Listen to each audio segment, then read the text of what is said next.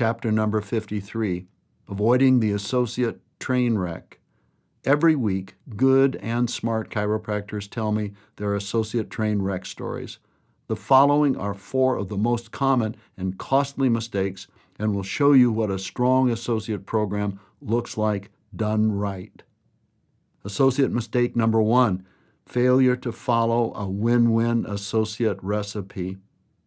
Whether it's putting together IKEA furniture or grandma's meatloaf, there's a ton that can go wrong if you don't follow the instructions or recipes.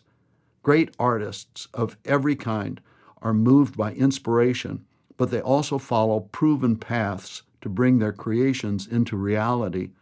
Each one discovered their process through painful, tedious trial and error, or they shortcut the learning time by learning from another. With associates, there is a recipe for producing helpful, profitable, and content members of the team. If you miss even one of the critical steps, you may have to scrap your assembly and start all over again. Throughout the entire process of interviewing, hiring, and bringing an associate into your clinic culture up to profit and then to full production, there are correct steps to take. Each one of those steps leads to another. It's logical, keeps you in control, and most importantly, works for both director and associate. The wrong way is to hope in blind luck.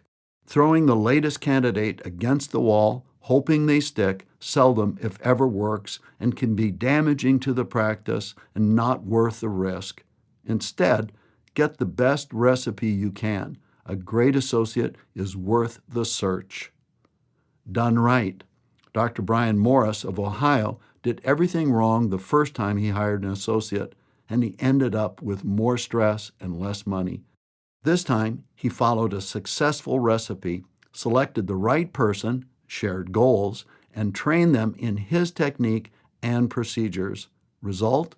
Dr. Morris was able to take 2-week-long vacations without a hitch. In fact, things are working so well, Dr. Morris has hired a second associate. Associate mistake number 2, failure to do an associate business plan.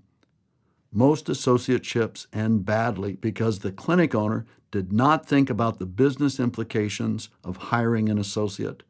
Don't rush to hire an associate just because you're busy. I can't tell you the number of clinic owners I've talked to who are pulling their hair out because they failed to do an associate business plan, and now the business part of having an associate is not working because the associate costs more money than they produce. In addition, the associate is taking a portion of the clinic owner's new patients, and the clinic owner is experiencing a deep drop in gross and net profit. When doing an associate business plan, ask yourself the following questions. How many new patients does my associate need to generate to pay for themselves? How many patient visits per week does my associate need to see to pay for themselves? What additional services can the associate do for me to generate additional income to cover their salary and related expenses? Done right. Dr. Leah Meadows of Washington calculated her associate could collect more than his base salary in his first month because of a special unique marketing opportunity. She was right, and because of a good business plan with sharp marketing, her associate never cost the clinic money he hadn't collected first. Result? That associate ended up in bonus in just 5 months. Everybody wins. Associate mistake number 3, failure to solve the new patient problem beforehand. You built your practice over 5 or 25 years, and now you decide you need an associate to help you care for all the people you've acquired over that time. The associate comes in, and only then do you notice that your practice volume was mainly because of a high patient visit average. You aren't generating enough new patients for 2 doctors. In just a few months, you notice that the practice is no longer busy, but you have an extra salary to pay, plus everybody is getting tense and irritable. I have been on the phone with very bright doctors who were scratching their heads and wondering where half of their net income went. Those doctors did not solve the new patient problem beforehand. This is a big error, and it's expensive. To correct that error, let's start with a few questions. Do you have new patient marketing opportunities that you have to pass on because you're too busy? Can you think of 2 or 3 or more events or programs that you could do each week if you had extra time?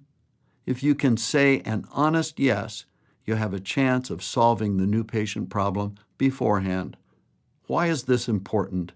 Because you want your associate to succeed, pull their own weight, and learn to build their own practice rather than share yours. More associates are harmed by clinic owners not training them and requiring they learn to generate their own new patients than anything I know. The associate ends up new patient disabled. Done right, Dr. Jeff Shells of Texas trained his associate how to produce his own new patients, fresh out of the egg. And now his associate has built a practice of 200 plus patient visits a week and continues to produce his own new patients. Result? Dr. Shells has developed, trained, coached, and mentored an associate who has earned a special long-term associateship employment arrangement. Now Jeff's only worry is keeping just a little bit ahead of his associate. Associate mistake number 4, failure to have the associate's best interest at heart. Who are the people who bring out the best in you? I'm just guessing, but no matter how long or short the list you can come up with, I bet these people have your best interest at heart. It's so simple. We give our best efforts for the people we know want to see us succeed. When developing associates, you need to have their successful development at the top of your list. The associate needs to know that you're just as interested in their success as you are your own. Some clinic directors look at associates as exam and x-ray dogs or drones who do what they are told to do. This does not inspire loyalty or above and beyond effort on your associate's part. One of the ways to demonstrate that you have your associate's best interest at heart and help your associate business plan at the same time is to take time out of your schedule to train your doctor. Share the knowledge that you've accumulated over the years. Remember, so much of the information you take for granted today came at a price over years. When you spend time training your associate, they know that you care. The right associate will take that to heart and give you their best efforts. Done right. Imagine that your son or daughter was just getting out of chiropractic college, but not practicing with you. What would you want their clinic director to do? Offer them a contract with a pay structure where they could make great money if they'd earned it? Train and teach them? Require your kid to give the best they have? Hold them accountable? Praise and reward good work? Results. I'm a dad, so I know what the answers were. My older boys work for my best friend in a training program just like that. Both my son and I are thrilled.